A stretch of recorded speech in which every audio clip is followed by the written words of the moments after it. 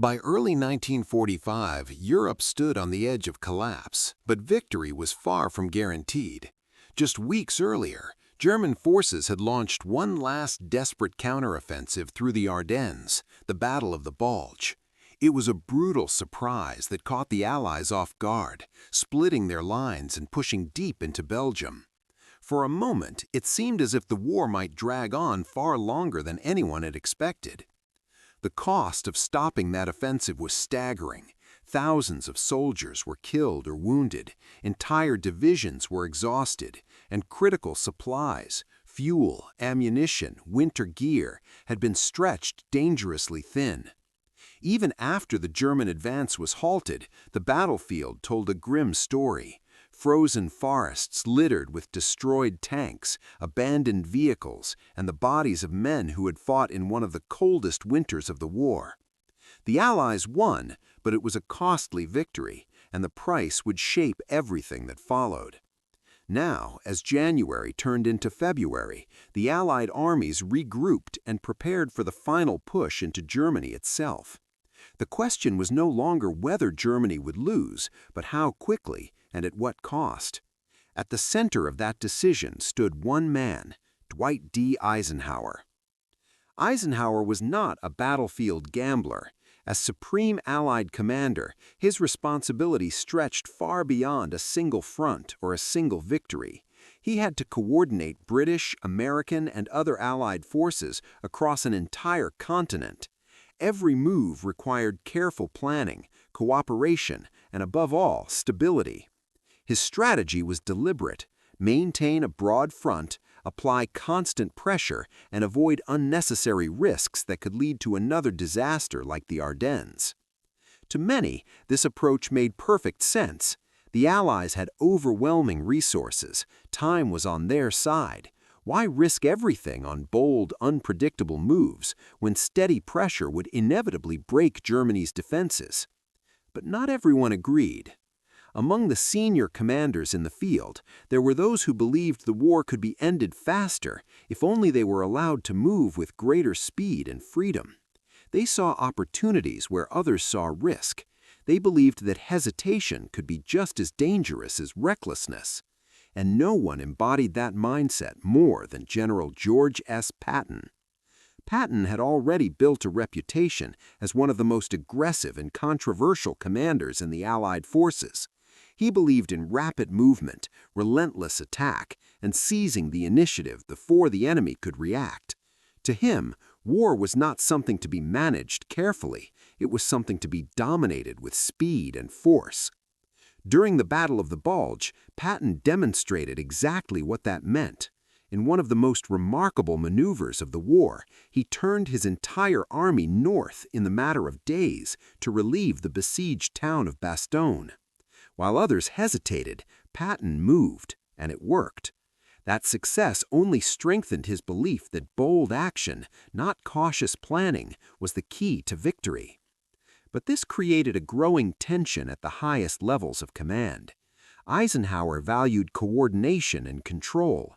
Patton valued speed and initiative. Eisenhower saw the war as a complex system that had to be carefully balanced. Patton saw it as an opportunity to strike hard and end it quickly. As Allied forces advanced toward the western borders of Germany, key cities began to take on new importance. Among them was Trier, one of the oldest cities in Germany, located near the Moselle River. It was not just a symbolic target, it was a strategic one, with roads and infrastructure that could support further advances into the German interior. Military planners examined the situation carefully. The conclusion they reached was clear: taking Trier would not be easy. It would require significant forces, careful coordination, and time. Time that Patton did not believe they should waste. The stage was set for a decision that would test not only military strategy, but the very philosophy of how the war should be fought. On one side stood caution, coordination, and control. On the other stood speed, instinct, and boldness. And between them lay a single question that would soon turn into one of the most famous moments of the war. What happens when a general decides not to wait for permission? The answer would begin to unfold in the days ahead, and it would start with a decision that few believed was possible. Long before the dramatic message about Trier was ever sent, General George S. Patton had already built a reputation that few commanders in the war could match. By early 1945, many Allied officers believed they understood Patton perfectly. He was aggressive, unpredictable, and constantly pushing his men forward faster than anyone expected. But what many people did not realize was that this style was not improvisation. It was something Patton had been preparing for his entire life. Patton had studied war obsessively for decades.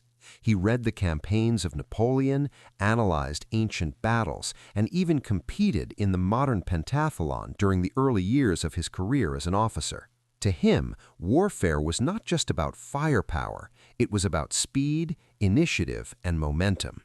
He believed that once an army lost momentum, it gave the enemy time to recover, and recovery in war could be deadly. By the time World War II reached its final phase in Europe, Patton had already proven that philosophy several times. His Third Army had moved across France at a pace that shocked even Allied planners. Entire regions fell faster than expected, often because German commanders could not react quickly enough to his rapid advances. Patton believed in striking before the enemy fully understood what was happening. This reputation, however, came with a cost. Within the Allied command structure, not everyone trusted Patton's instincts. Some saw him as brilliant, others saw him as dangerous. War required coordination between multiple armies, supply networks, and political leadership. A single reckless move could cause enormous problems across the entire front. At the center of that system was Dwight D. Eisenhower. Eisenhower had a very different personality from Patton. Calm, diplomatic, and careful, he understood that commanding the Allied forces was not just a military job, it was also a political one.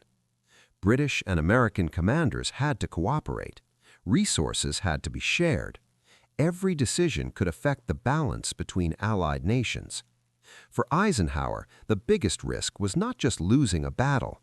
The real danger was losing coordination. This difference in thinking created a quiet but constant tension between the two men. Patton believed bold moves could shorten the war. Eisenhower believed stability would guarantee victory. And yet, despite their differences, Eisenhower knew something important. Patton was extremely effective. When the German army launched the surprise offensive during the Battle of the Bulge, Allied lines were thrown into chaos. Units were cut off, communication broke down, commanders struggled to respond quickly enough to the sudden attack. In that moment, Patton made a decision that stunned nearly everyone. Instead of continuing his planned operations, he proposed turning his entire army north to relieve the surrounded Allied forces at Bastogne. Moving an army that quickly was almost unheard of. It required redirecting thousands of vehicles, reorganizing supply routes, and adjusting battle plans under extreme pressure. But Patton insisted it could be done. Within days, his forces began moving. Columns of tanks, trucks, and artillery shifted direction in one of the most remarkable operational maneuvers of the war.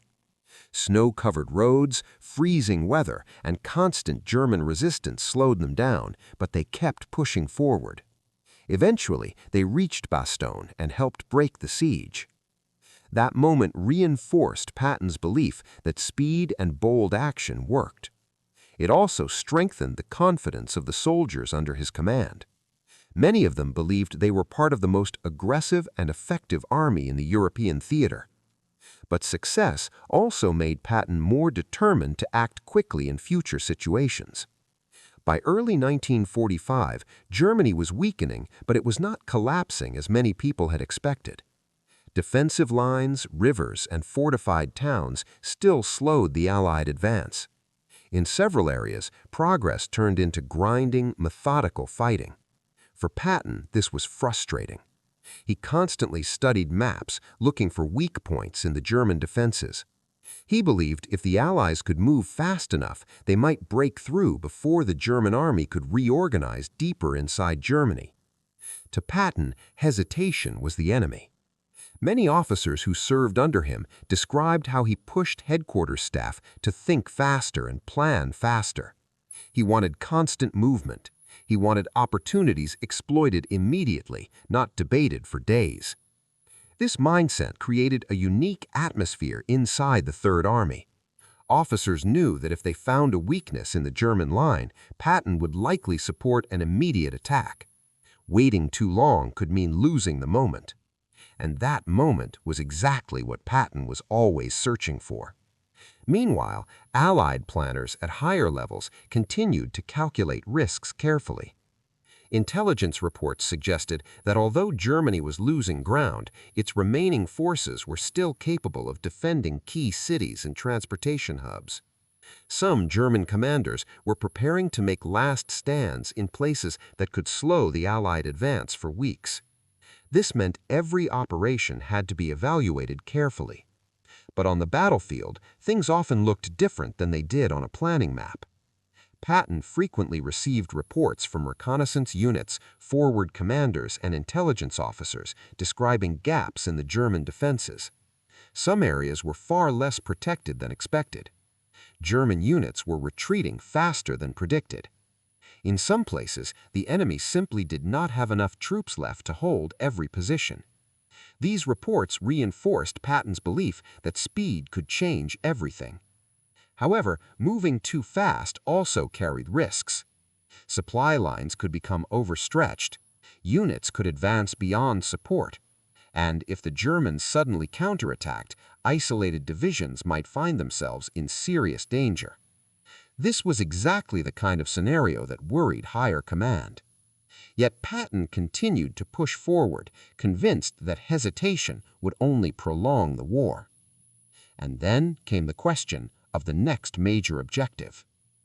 As Allied forces approached deeper into Western Germany, attention turned towards important cities that controlled roads, river crossings, and communication routes. Some of these locations had symbolic value, but many were important simply because of geography. One of those cities was Trier. At first glance, it might not seem like the most obvious target. But for commanders studying the map, Trier represented something critical: access. Roads connecting key regions of Western Germany passed through it. Control of the city could open the door for further advances. However, taking it would not necessarily be easy. Military planners began estimating what kind of force would be needed to capture the city successfully.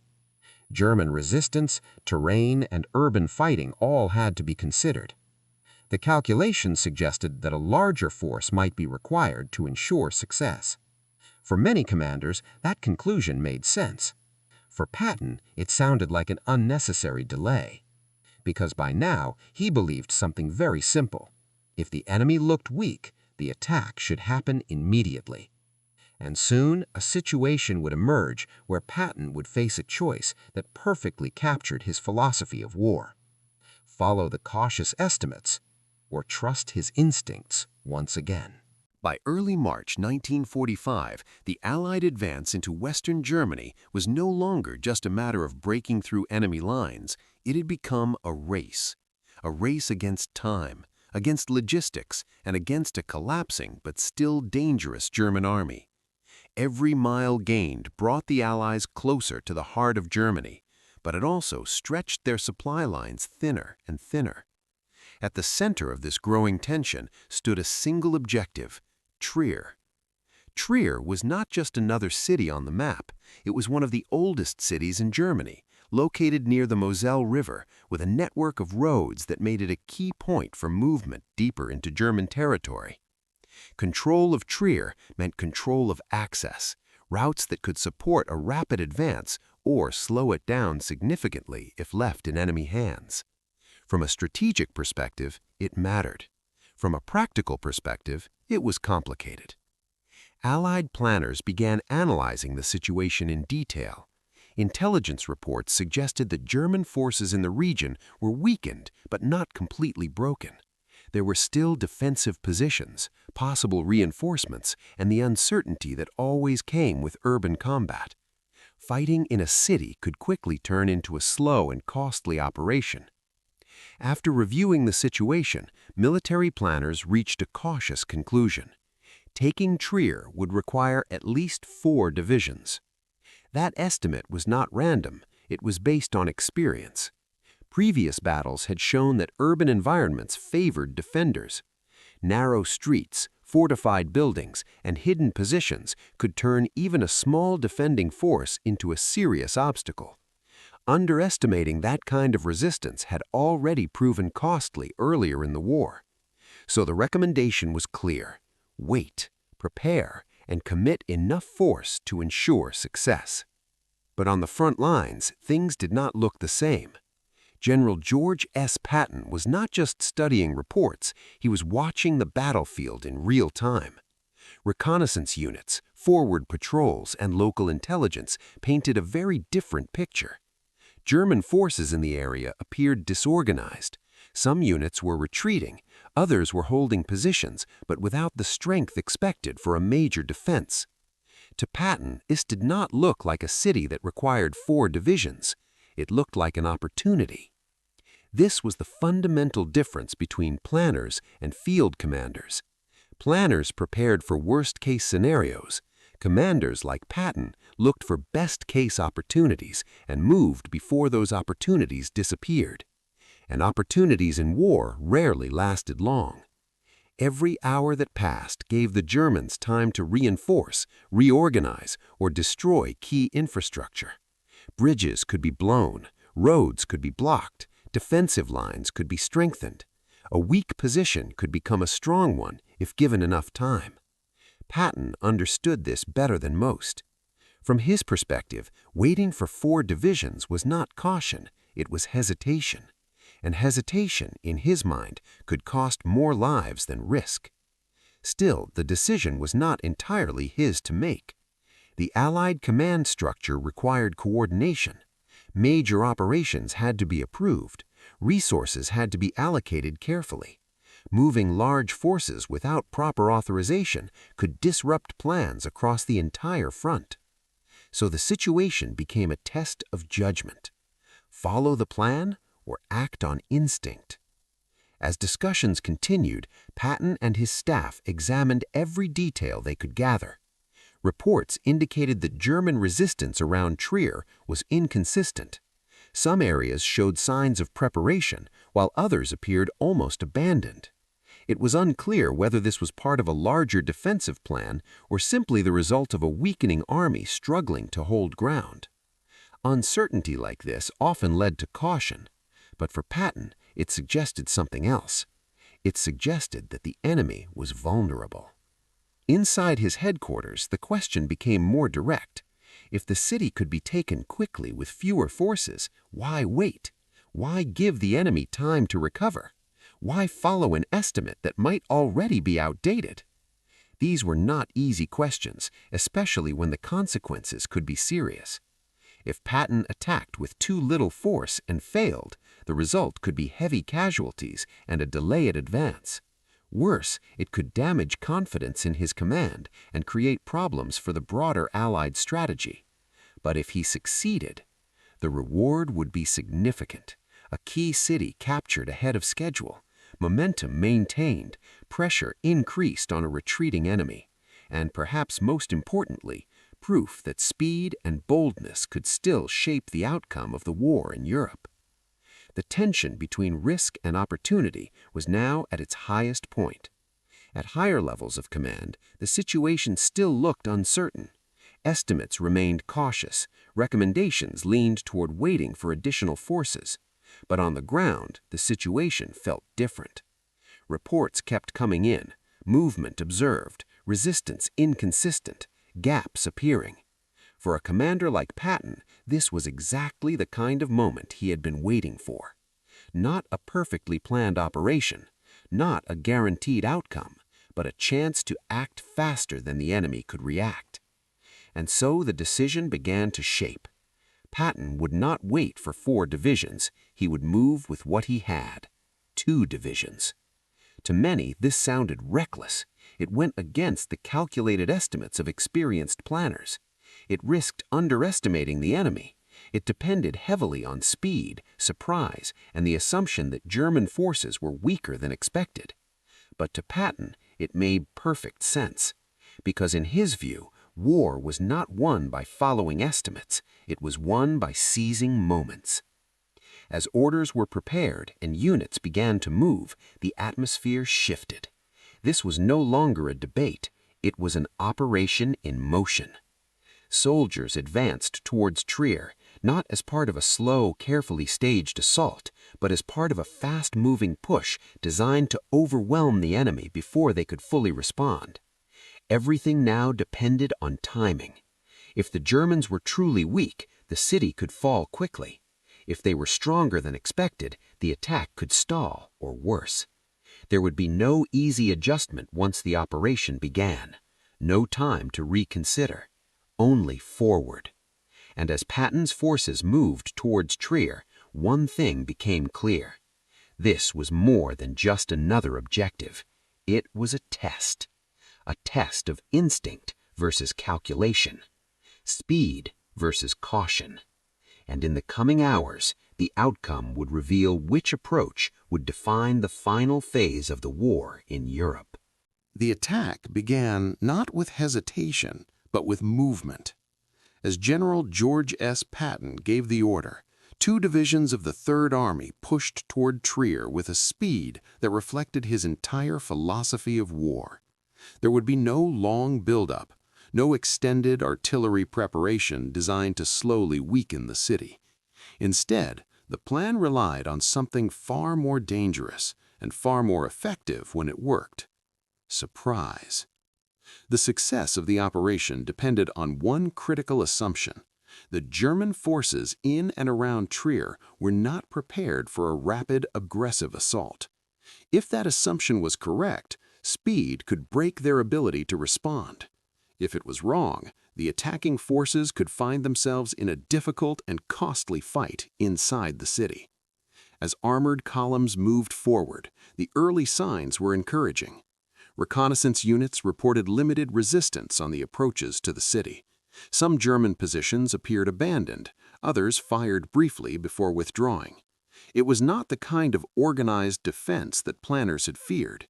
Instead of a solid defensive line, the attackers encountered fragments, units that seemed unsure whether to hold or retreat. For Patton, this confirmed what he had believed from the beginning. The enemy was weakening. But war had a way of changing quickly. As American forces closed in on Trier, resistance began to stiffen in certain areas. Machine gun fire erupted from concealed positions. Artillery shells began to fall along key roads. Small groups of German soldiers used buildings, intersections, and natural cover to slow the advance. This was exactly the kind of fighting that could turn a rapid advance into a grinding battle. Urban combat was unpredictable.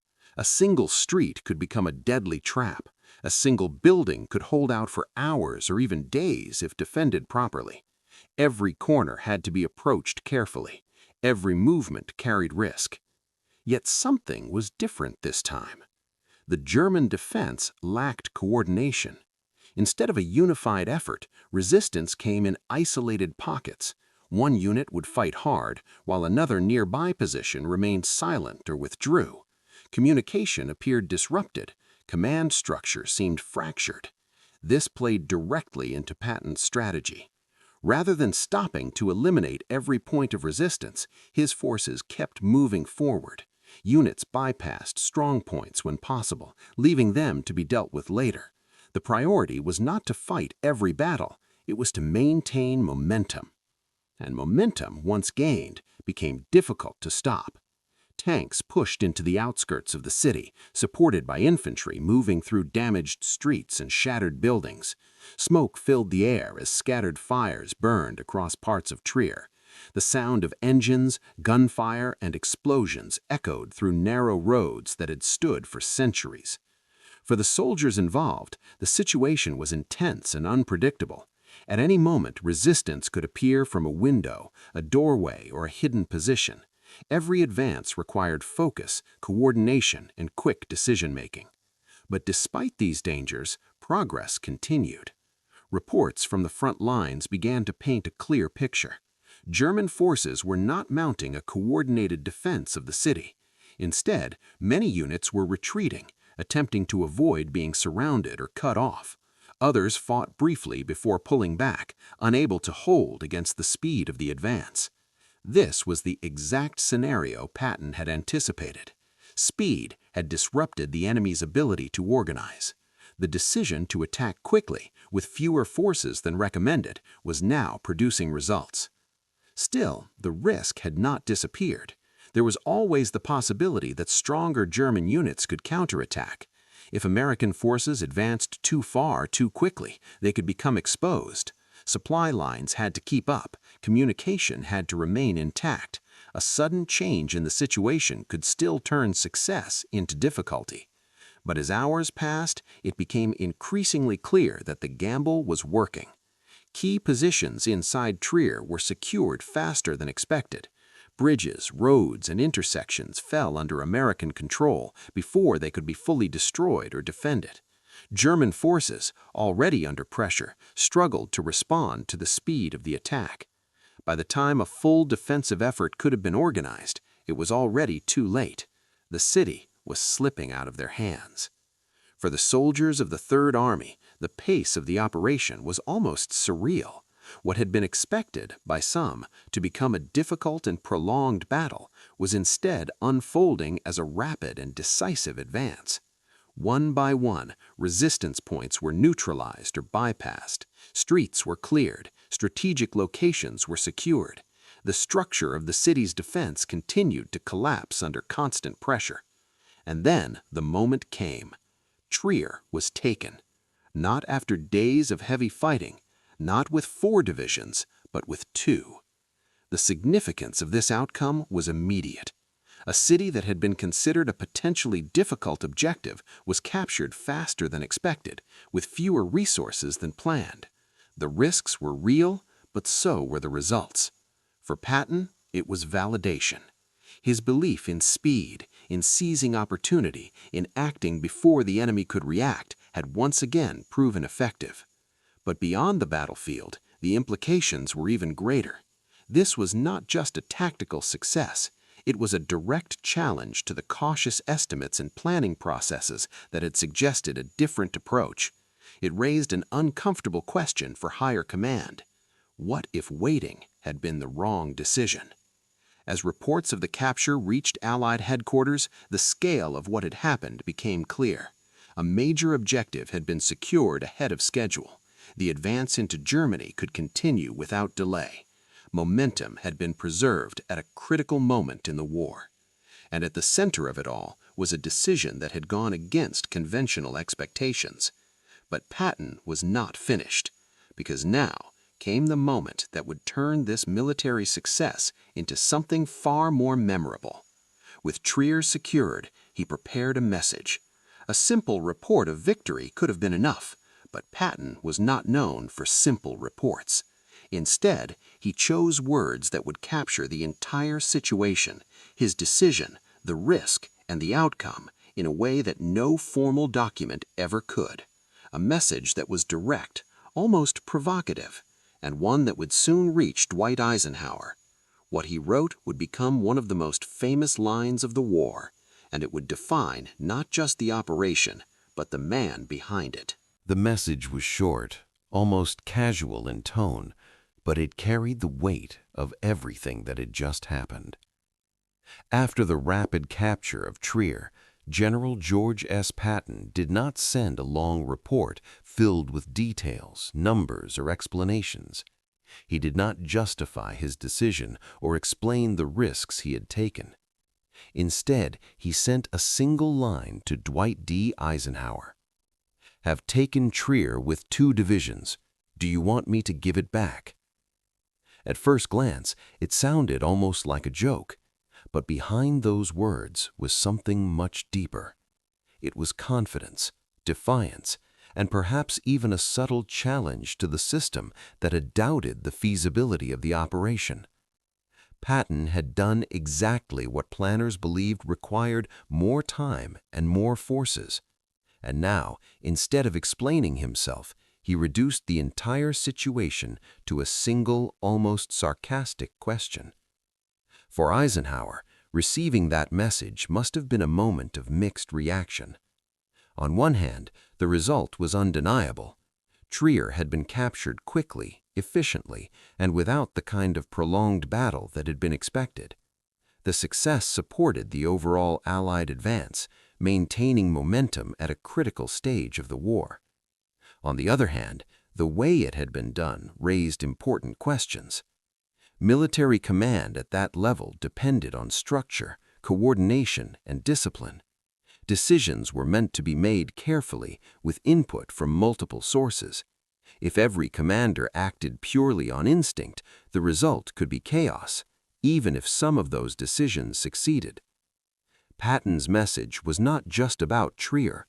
It was about how the war was being fought. Eisenhower understood Patton's abilities better than most. He knew that Patton was not reckless in the way some critics believed.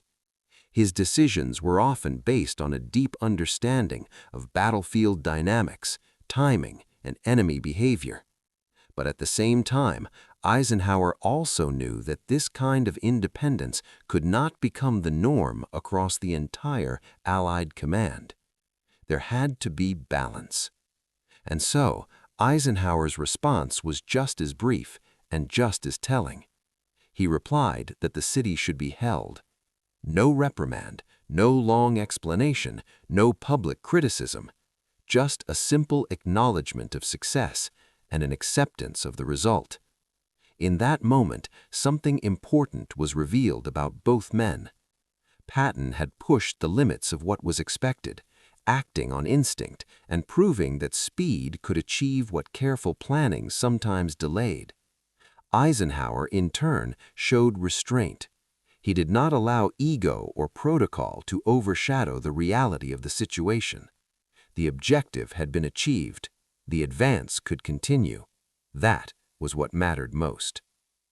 But the exchange also highlighted a deeper truth about the final phase of the war in Europe. Victory was not being shaped by a single approach. It was being shaped by the tension between different philosophies. Caution ensured stability. It prevented disasters, coordinated forces, and kept Allied forces unified across a massive front. Aggression, on the other hand, created opportunities. It exploited weaknesses, accelerated advances, and forced the enemy into constant retreat. Neither approach alone would have been enough. Too much caution could slow the war unnecessarily, giving the enemy time to regroup. Too much aggression could lead to costly mistakes, exposing units to unnecessary risk. But together, in a complex and sometimes uneasy balance, they pushed the war towards its conclusion. The capture of Trier became more than just a successful operation. It became a symbol of that balance and of the personalities that defined it. For the soldiers of the Third Army, it was another victory in a long and exhausting campaign. For planners and commanders at higher levels, it was a case study in risk and reward. And for historians, it became one of the most memorable moments of Patton's career. Because in a war filled with massive battles, complex strategies, and countless decisions, it was sometimes a single sentence that captured everything. Do you want me to give it back? Those words endured not because of their humor, but because of what they represented. A commander willing to act when others hesitated. A system strong enough to absorb that kind of decision. And a moment where instinct and authority collided, but ultimately worked together. As Allied forces continued their advance into Germany, the outcome of the war was becoming clearer with each passing week. Cities fell, defensive lines collapsed. The German army retreated deeper into its own territory, losing the ability to mount large-scale resistance. Within months, the war in Europe would come to an end. But stories like Trier remained. not just as records of what happened, but as lessons. Lessons about leadership, about decision-making under pressure, and about the constant balance between caution and boldness.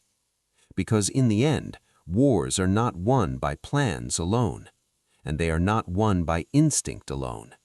They are won in the space between them. And in that space, for one brief moment in 1945, a single message said more than any report ever could.